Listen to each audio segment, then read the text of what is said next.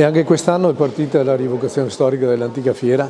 Già da questa mattina numerosissimi camper sono già qua da noi, parliamo di oltre 400 camper, quindi è una grande cosa anche quest'anno la rievocazione storica dell'antica fiera. Fra poco avremo anche il corteo, quindi ci saranno circa 400 figuranti, per poi passare tutta la giornata qua da noi con medioevo, con botteghe, con spettacoli di tutti i generi. Ecco. Questa sera avremo naturalmente un grande concerto in Carmina Burana di Carl Orff e quindi sarà una serata travolgente anche questa sera.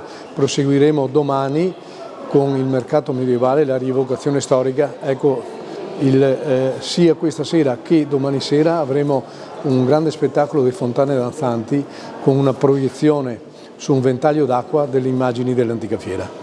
C'è grande orgoglio oggi a Santa Lucia di Piave perché questa iniziativa del Comitato Antica Fiera ormai da 27 anni a questa parte riempie di contenuti culturali, storici. E questo momento particolare che viviamo con la rievocazione storica, ma voglio ricordare che oggi siamo al culmine, domani poi celebreremo la fase finale all'interno della nostra area, di questo bellissimo spazio che offrono appunto Santa Lucia di Piave, dentro la logica di iniziative che sono durate ben 3 settimane. Quindi non basta ricordarci dell'antica fiera in questi momenti così particolari, ma evidenziare quante iniziative in 3 settimane a livello culturale transitano non solo nel nostro paese ma anche in paesi vicini, a testimonianza di questo solco profondo tracciato dal Comitato per quanto riguarda la nostra storia e il Medioevo in particolare.